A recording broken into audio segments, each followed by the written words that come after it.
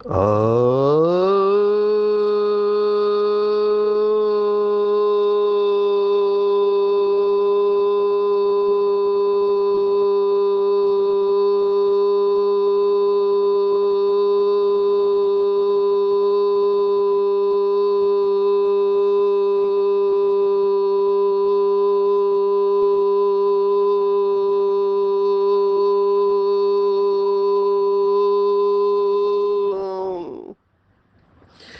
शांति। आज 8 फरवरी 2025 भारत में शनिवार है। Today is 8 February 2025 and it's Saturday in Bharat. आज की मुरली का जादुई रहस्य स्वयं को प्रेरणा देने के लिए magical secrets of today's Murli for motivating the self. आज की साकार मुरली में बाबा ने बच्चों को टाइटल दिया है खुदाई खिदमतगार, सच्चे सच्चे सैल्वेशन आर्मी। खुदा और खिदमत माना बाप और सेवा, खिदमत माना सेवा, साल्वेशन माना राहत देना, सुविधा देना, दुखों से दूर करना। आर्मी है हम। ये एक एक शब्द की गहराई में जाएंगे। आर्मी का प्रोटोकॉल होता है, इमरजेंसी में उनको सब जगह पे भेजते हैं। आप देखा होगा कि जहाँ पर बाढ़ आती है या कोई नेचुरल कैलामिटी आती है तो आर्मी को भेजते हैं। इमरजेंसी स्क्वाड होता है रेस्क्यू ऑपरेशन करने के लिए। विदेश में अगर समझो कोई अटके है, अभी यूक्रेन में जो हुआ वहां से आर्मी लेके आई तो साल्वेशन देते हैं आर्मी वाले। बहुत सारे इमरजेंसी में तो हम भी बाबा के साल्वेशन आर्मी है। पूरी विश्व को हम साल्वेशन दे रहे हैं, राहत दे रहे हैं। तो इसके ऊपर चिंतन करेंगे। दूसरा जो महत्वपूर्ण पॉइंट आया हुआ है वो है शांति। शांति की साल्वेशन मांगते हैं तो उन्हें क्या समझाना चाहिए। तो बाबा ने बहुत बार ये कहा हुआ है कि इस दुनिया में शांति हो नहीं सकती है। शांति तो शांति धाम में है, क्योंकि आत्मा शरीर के साथ जब है तो शांति हो नहीं सकती है। जब भी हमें शांति का अनुभव होता है तो हमारी बुद्धि शांति धाम में होती है, तभी ये होता है। इवन बाबा ने कहा जो ब्रह्म योगी है, माना ऐसे सन्यासी है जो ब्रह्म के साथ योग लगाते हैं, और जब ये शरीर छोड़ते हैं तो वायुमंडल में सन्नाटा छा जाता है। ये शांति धाम की शांति के वाइब्रेशन वो फैला रहे हैं। तो बाबा ने आज की मुरली में भी यही कहा हुआ है कि शांति तो शांति धाम में ही हो सकती है, जिसको मूल वतन कहा जाता है। आत्मा को जब शरीर नहीं है तब शांति है। माना शरीर के साथ शांति यहाँ पे मुश्किल है, लेकिन फिर बाबा कह रहा है कि सतयुग में पवित्रता सुख शांति सब है। माना शरीर के साथ अगर शांति चाहिए तो केवल सतयुग में। आज की मुरली में और एक इम्पोर्टेंट बात बाबा ने बताई दूसरे धर्म वालों के लिए कि झाड़ को देखने से, बाबा के ये 3 चित्र बहुत फेवरेट है, त्रिमूर्ति, गोला और झाड़। तो झाड़ के चित्र जो है हमारा कल्प वृक्ष का, उसमें बताया है कि कौन से धर्म कब आते हैं। तो बाकी सब धर्म वाले जब ये चित्र देखेंगे तो उनको समझ में आ जाएगा कि हम तो फलाने धर्म के हैं।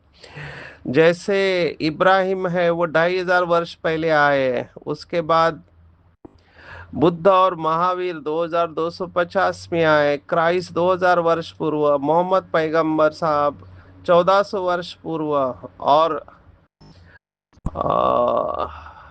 गुरु नानक देव 500 वर्ष पूर्व। और सन्यास के आदि शंकराचार्य 1500 वर्ष पूर्व। तो ये सब देखेंगे झाड़ के चित्र को तो उनको झट समझ में आएगा कि हम तो सतयुग में आ नहीं सकते और सतयुग में ही सुख शांति है। तो ये बहुत गहरी पॉइंट है, इसके ऊपर भी चिंतन करेंगे। बाबा ने फिर गुह्य बातें सुनाई जो शास्त्रों में नहीं है। एक तो लक्ष्मी नारायण के राज्य में उपद्रव नहीं है, श्री कृष्ण के राज्य में कंस को दिखाया और राम के राज्य में रावण को दिखाया है।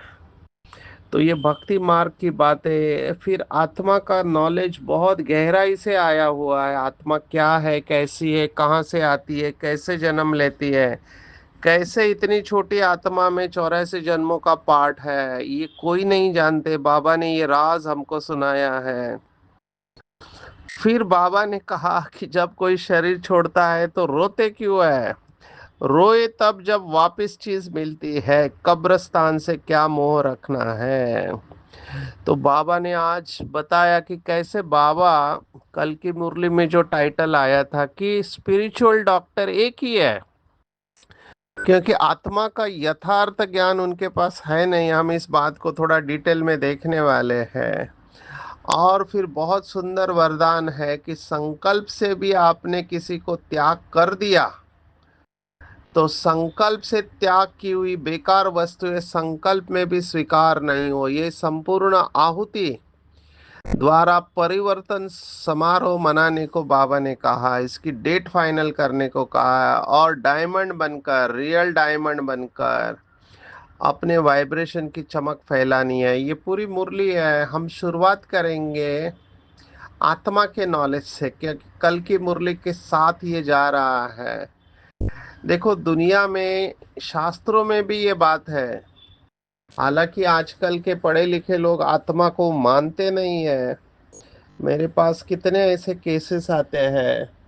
अभी भारत में अलग मान्यता है, विदेशों में अलग मान्यता है। विदेशों में आत्मा को इतना नहीं मानते थे, हालांकि आजकल रिसर्च स्टडी हो रहा है माना पुनर्जन्म के ऊपर। तो बहुत सारी किताबें हैं जिसमें लाइफ आफ्टर डेथ, इसके ऊपर किताबें लिखी हुई है माना मृत्यु के बाद का जीवन। और एक साइकियाट्रिस्ट है, उसकी किताब तो बहुत फेमस हो गई, उसने सब रिकॉर्ड तोड़ दिए, न्यूयॉर्क टाइम्स में बेस्ट सेलर की लिस्ट में आए। उनका नाम है ब्रायन वायस। ये साइकियाट्रिस्ट ने क्या किया कि कई लोगों को वो पिछले जन्म में लेके गए हीलिंग के लिए। इसको हम कहते हैं हिप्नोटिक रिग्रेशन अंग्रेजी में। तो उन्होंने जो भी बातें बताई उनके पेशेंट ने उसको नोट किया और फिर चेक किया तो वो सब बातें सच निकली। तब उन्होंने ये स्वीकार किया कि ऐसी चीज है जो मृत्यु के बाद भी जीवंत रहती है, माना जिंदा रहती है, और वो आत्मा है। तो उनके दो किताब, मेनी लाइव्स मेनी मास्टर्स और ओनली लव इज रियल, ये दोनों प्रसिद्ध हुए। और फिर उन्होंने स्वीकार किया कि आत्मा जैसी चीज है। तो विदेश में अभी ये ट्रेंड आ रहा है, हालांकि भारत में तो बहुत प्रचलित मान्यता है। भारत में कोई शरीर छोड़ता है तो बोर्ड पे लिखते हैं कि इसकी आत्मा को शांति मिले करके, ऐसे बोर्ड पे लिखते हैं। लेकिन विडंबना है कि आत्मा का नॉलेज स्कूल कॉलेज में सिखाया नहीं जाता है, जो कि सिखाना बहुत जरूरी है। आजकल ये जो सुसाइड्स हो रहे हैं, आत्महत्या कर रहे हैं, बाबा इसको जीव घात कहता है, क्योंकि आत्मा की हत्या तो नहीं की जा सकती, जीव की हत्या की जाती है। अगर उनको आत्मा का यथार्थ नॉलेज समझ जाए तो कोई भी जीवघात नहीं करेगा, क्योंकि आत्महत्या कोई सॉल्यूशन है ही नहीं। समझो कोई परेशान होकर आत्महत्या करता है, अभी किसी का फाइनेंशियल डेप्ट है, माना उसके सिर के ऊपर कर्जा है, चुकता नहीं कर पा रहा है, वो आत्महत्या करता है। प्यार में धोखा मिला, आत्महत्या करता है। बहुत सारे कारण हैं जिसके वजह से लोग आत्महत्या करते हैं। अभी वो ये समझ जाए कि अगर उन्होंने शरीर को खत्म भी कर लिया तो वो दुख से छूटने वाले नहीं है। वो ये सोचते हैं कि आत्महत्या करने से हम दुख से मुक्त हो जाएंगे, लेकिन ऐसा होता नहीं है। उल्टा इसको महापाप क्यों कहा गया है? क्योंकि आत्महत्या कोई करते हैं या जीव घात करते हैं तो वो संस्कार जो दुखी के संस्कार है, वो संस्कार साथ में लेके जाते हैं और हिसाब किताब भी साथ में लेके जाते हैं। वो फिर से अकाउंट चालू होता है। तो समझो उनको शरीर मिल भी गया तो वो शरीर में उसी संस्कार के साथ वो जन्म लेंगे, तो दुख तो उनका पीछा नहीं छोड़ता है, उल्टा और बढ़ता है। परिस्थिति कॉम्प्लिकेट हो जाती है। ये आत्मा का नॉलेज समझना बहुत जरूरी है। इसलिए बाबा ने आज देखो क्या कहा कि मनुष्य मात्र ये जानते हैं कि मेरे अंदर आत्मा है, जीव आत्मा कहते हैं, पहले आत्मा पीछे शरीर। कोई ने भी अपनी आत्मा को देखा नहीं है, सिर्फ इतना समझते हैं कि आत्मा है। बहुत बड़ा स्टेटमेंट है। कोई ने भी आत्मा को देखा नहीं है, सिर्फ इतना समझते हैं कि आत्मा है। जैसे आत्मा को जानते हैं, देखा नहीं है, वैसे परम पिता परमात्मा के लिए भी कहते हैं परम आत्मा माना परमात्मा, परंतु उनको देखा नहीं है। न अपने को न बाप को देखा है। कहते हैं कि आत्मा एक शरीर छोड़ दूसरा लेती है। अभी ये जो बात है भारत में प्रचलित है, परंतु यथार्थ रीति नहीं जानते। 84 लाख योनियां भी कह देते हैं, वास्तव में 84 जन्म है। यह भी नहीं जानते कि कौन सी आत्माएं कितने जन्म लेती है। आत्मा बाप को पुकारती है, परंतु न देखा है न यथार्थ रीति जानते हैं। पहले तो आत्मा को यथार्थ रीति जानते, तब बाप को जानते। अभी ये बात 2 बार आई हुई है। ये पूरा आत्मा का नॉलेज इस तरह से कोई भी बता नहीं सकता है। शास्त्रों में नॉलेज है लेकिन यथार्थ नहीं है। जो बाबा ने कहा ना, 84 लाख योनियों में ये साधु संत महात्माएं ये जो प्रवचन देते हैं, इसमें यही बात ये लोग बताते हैं। अभी उन उसमें फायदा क्या है? क्योंकि उनको पता है कि अगर ये मनुष्य जन्म गया तो बाद में हम किस कौन सी योनि में जाएंगे हमको पता नहीं है। इसलिए जो भी पुरुषार्थ करना है अभी करो, ये उसका पॉजिटिव साइड है। लेकिन ज्ञान यथार्थ न होने से डर के मारे भगवान को याद करते हैं। ये 2 शब्द हमने पहले भी देखे हैं, God fearing and God loving, माना परमात्मा के प्रेमी और परमात्मा से डरने वाले। अभी डर क्यों होता है भगवान से? क्योंकि ये भी एक मान्यता है कि भगवान सजा देता है। बहुत लोगों में यह धर्मों में है कि भगवान सजा देता है, तो वो सजा नहीं दे तो फिर उसकी महिमा करेंगे। अभी महिमा भी यथार्थ होनी चाहिए, डर के मारे नहीं होना चाहिए। गॉड फियरिंग वाले डर के मारे। अभी डर एक अच्छा मोटिवेटर है या नहीं पता लेकिन बाबा ये दोनों तरीके इस्तेमाल करता है। बाबा का मुख्य तरीका है प्यार से परिवर्तन करना, लेकिन कई लोग हैं प्यार की भाषा समझते नहीं है। तो फिर शायद बाबा को फिर ये भाषा इस्तेमाल करनी पड़ती है धर्मराज की, कि धर्मराज सजा देता है, लेकिन सजा भी ऑटोमेटिक मिलती है कोई व्यक्ति नहीं है जो सजा देता है। लेकिन अभी हमारे बाबा के बच्चे इसके ऊपर अपना चिंतन भी डाल रहे। एक आत्मा ने वीडियो डाला कि 2 ब्रह्मा का, कि एक धर्मराज है और एक श्री कृष्ण का जन्म लेने वाली आत्मा है। अभी ये सब बातें हैं, मन का चिंतन है हर एक का। बाबा ने दोनों तरफ से बातें की हुई है। एक तरफ बाबा ने कहा कि ये 3 आत्माएं परम धाम से आती है और सूक्ष्म वतन में, क्योंकि सूक्ष्म वतन भगवान संगम युग पर रचता है। फिर बाबा ने अभी कुछ समय पहले कहा कि ऐसा कुछ नहीं है, ये सब साक्षात्कार का खेल है तो बाबा की बातों को कॉन्टेक्स्ट में समझना चाहिए। सो चलो ये पता भी चला आपको, उसके बाद क्या पुरुषार्थ तो आपको वही करना है। इसलिए इन ग्रे एरियाज में जाने के बजाय अपना पूरा ध्यान शिव बाबा के ऊपर लगाना है। जो बाबा ने आज शब्द इस्तेमाल किया, सेल्फ रियलाइजेशन, मुझे ये शब्द बहुत पसंद है। अंग्रेजी के कई शब्द अच्छे हैं। जैसे कल बाबा ने कहा था गोल्डन एज, आयन एज, ये शब्द अंग्रेजी के अच्छे हैं क्योंकि वो स्पष्ट बताते हैं कि ये सतयुग है और ये लोहे का युग है। ऐसे ही अंग्रेजी शब्द सेल्फ रियलाइजेशन, ये भी बहुत सुंदर है। रियलाइजेशन में रियलाइज है, रियल माना सत्य, आंख, ज्ञान की आंख जब खुलती है, जिसको तीसरा नेत्र कहा गया है। तो सेल्फ को रियलाइज करना, सो बाप के बिगर तो कोई करा न सके। ये वाक्य अभी आगे का बहुत इंपॉर्टेंट है। आत्मा क्या है, कैसी है, कहाँ से आत्मा आती है, कैसे जन्म लेती है, कैसे इतनी छोटी आत्मा में 84 जन्मों का पाठ भरा हुआ है, ये कोई भी नहीं जानते। अपने को नहीं जानते तो बाप को नहीं जानते, बाप को भी नहीं जानते।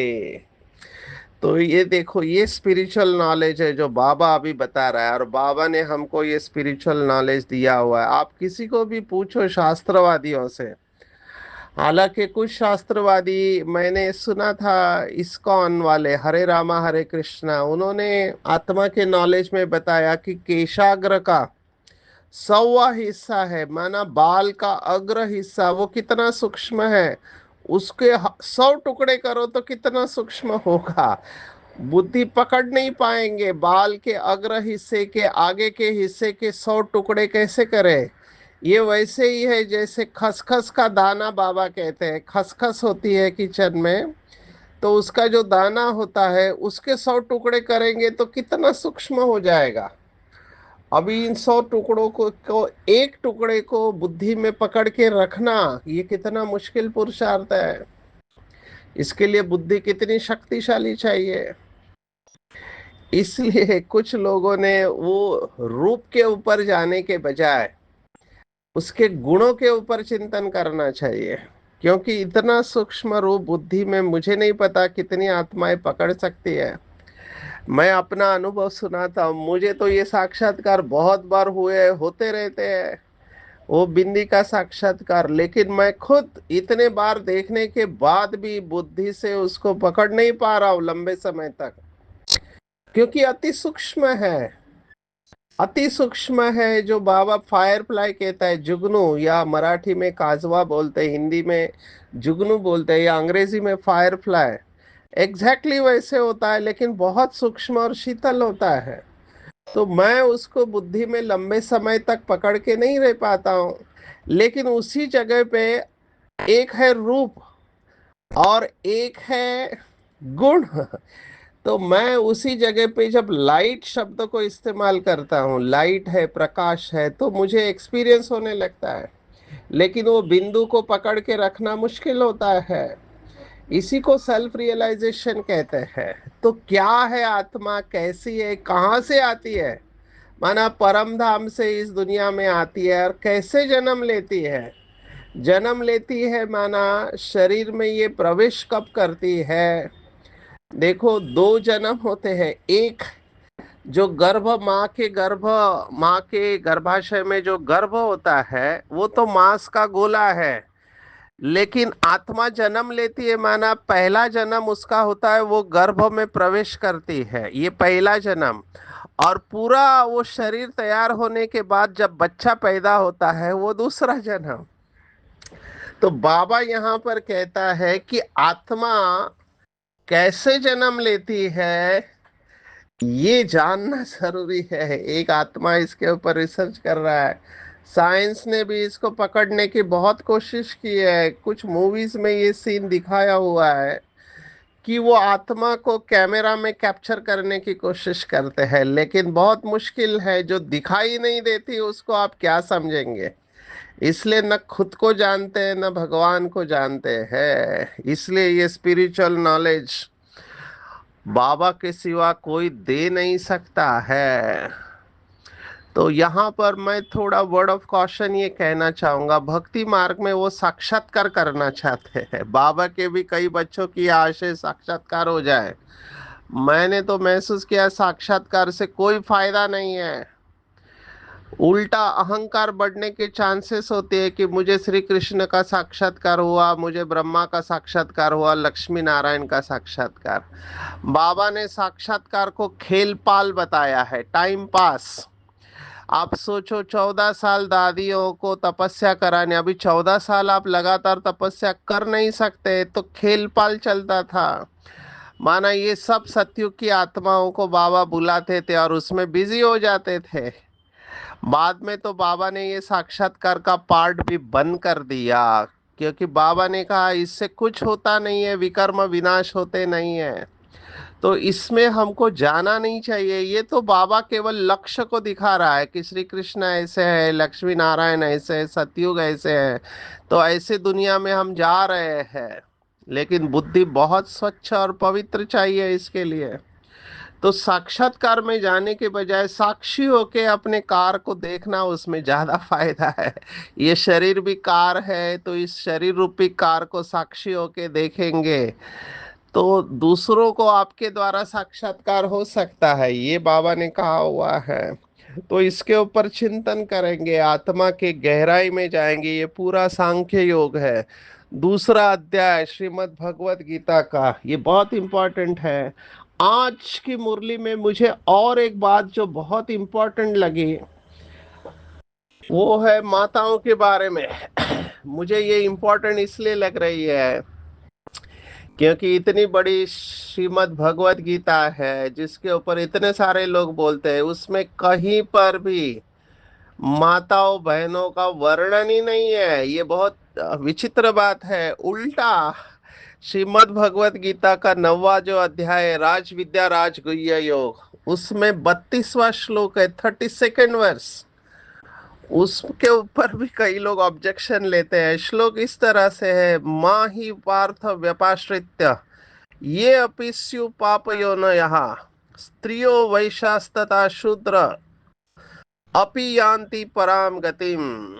माना स्त्री वैश्य तथा शूद्र इनको साथ में रखा हुआ है, पाप योनया ये शब्द आया हुआ है। तो माताओं को तो दासी कहा हुआ है। आज के मुरली में भी बाबा ने ये शब्द इस्तेमाल किया है। सन्यासियों ने तो इनको बहुत कड़े शब्द इस्तेमाल किए, नरक का द्वार कहा हुआ है, क्योंकि वो सन्यासी समझते हैं कि इनको देख के वृत्ति चंचल होती है, इसलिए सन्यास में ले लो, दुनिया छोड़ के चले जाओ। लेकिन बाबा ने देखो क्या कहा है। बाबा ने कहा यहाँ मेजॉरिटी माताओं की है, दासी भी इनको समझते हैं। हथियाला बांधते समय कहते हैं तुम्हारा पति ही ईश्वर गुरु आदि सब कुछ है, पहले मिस्टर फिर मिसेज। लेकिन अब बाप आकर माताओं को आगे रखते हैं, तुम्हारे ऊपर कोई जीत पा न सके।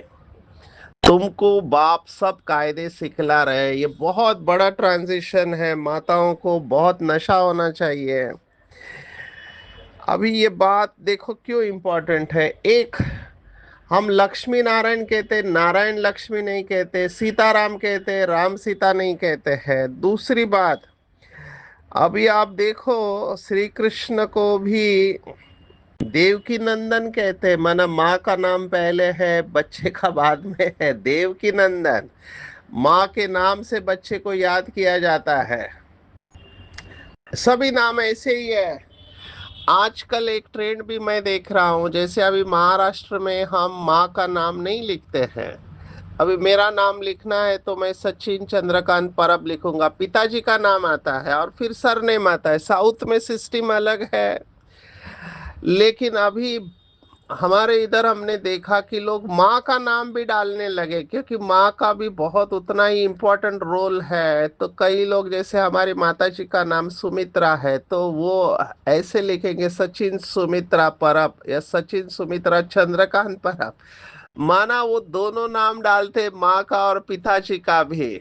ये बहुत अच्छा ट्रेंड है। बाबा कुछ ऐसे ही करने जा रहा है, पहले मिस्टर फिर मिसेस। महाराष्ट्र में तो मुझे नहीं पता बाकी स्टेट में क्या है। अगर पूजा में भी पति पत्नी बैठते हैं तो वो पूजा के फूल वगैरह जो भी डालने वाले हैं वो पति ही डालता है, पत्नी केवल उसको टच करती है। तो बाबा आके ये सब कायदे सिखला रहा है, बाप आकर माताओं को आगे रखते। भगवत गीता देखो, पूरा सेवा यहाँ पर मेजॉरिटी माताओं बहनों की है। मैं हर क्लास में जब जाता हूँ देखता हूँ माताएं बहनें ज्यादा है, लेकिन इनका कहीं पर भी लौकिक श्रीमद् भगवत गीता में वर्णन नहीं है। तो ये भी एक विचित्र बात है। बाबा हमको इसका भी राज बता रहा है। पांच तत्वों की पूजा नहीं करनी है, बाबा ने कहा है। पांच तत्वों की पूजा में ये सब आ गए, साथ में देहदारी भी आ गए। इसमें चिंता करने की क्या बात है? समझो किसी का शरीर छूटता है, तो बाबा ने कहा आत्मा एक शरीर छोड़ जाकर दूसरा लेती है, इसमें चिंता करने की दरकार ही क्या? आत्मा ने जाकर अपना दूसरा पार्ट बजाया। रोए तब जब वापिस चीज मिलती हो, माना जब रोते हैं लोग, जैसे किसी का बच्चा चला गया तो कितना रोते हैं। बाबा ने कहा रोए तब जब वापिस चीज मिलनी हो, वापिस तो आती नहीं, फिर रोने से क्या फायदा? अभी तुम सबको मोहजित बनना है, कब्रिस्तान से मोह क्या रखना है? इसमें तो दुख ही दुख है। आज बच्चा है, कल बच्चा भी ऐसे बन जाता जो बाप की पाग उतारने में भी देरी न करे, बाप से भी लड़ पड़ते हैं। अब ये बेलगांव का केस हम आईटी में दिखाते, डिजिटल वेलनेस में, कि उसको पबजी खेलने से मना कर दिया उस लड़के, तो उसने अपने पिताजी का ही खून कर दिया। इसमें दुख ही दुख है। आज बच्चा है, कल बच्चा भी ऐसे बन जाता, बाप से लड़ पड़ते हैं। इसको कहा जाता निधन की दुनिया। कोई धनी धोनी नहीं है जो शिक्षा दे। बाप जब ऐसी हालत देखते तो धन का बनाने को आते हैं। धनी आकर सब झगड़े मिटा देते हैं। सतयुग में कोई झगड़ा होता नहीं, सारे दुनिया के झगड़े मिटा देते, फिर जय जयकार होती है। तो इसके लिए तैयार रहेंगे। झगड़े मिटने वाले हैं, लेकिन मिटने के पहले बढ़ने वाले भी है, तो डरना नहीं है। कई लोग ऐसे वीडियो भेजते हैं, मैं कहता हूँ ऐसे वीडियो आप मत भेजो, क्योंकि ये सब वीडियो देखने के बाद डर का वायुमंडल होता है। किसी के अंदर डर का संस्कार जागृत नहीं करना है। आगे चलते हैं। आज का वरदान बहुत सुंदर है। बाबा ने कहा आहुति देनी है। जैसे यज्ञ में आहुति देते हैं, तो हमको क्या आहुति देनी है? कि संकल्प द्वारा त्याग की हुई बेकार वस्तुएं संकल्प में भी स्वीकार न हो। संकल्प में भी स्वीकार न होनी चाहिए। एक बार हमने बाबा को बोल दिया, बाबा ये सब कुछ आपका है, ये तन मन धन समय श्वास संकल्प, तो मेरा शब्द आना नहीं चाहिए। बहुत भाई बहनों को मैं देखता हूँ, गाड़ी है उनके पास, तो वो हमेशा कहेंगे बाबा की गाड़ी है, बाबा का घर है, बाबा का बच्चा है, बाबा पहले याद आता है। तो संकल्प द्वारा भी स्वीकार नहीं करना चाहिए।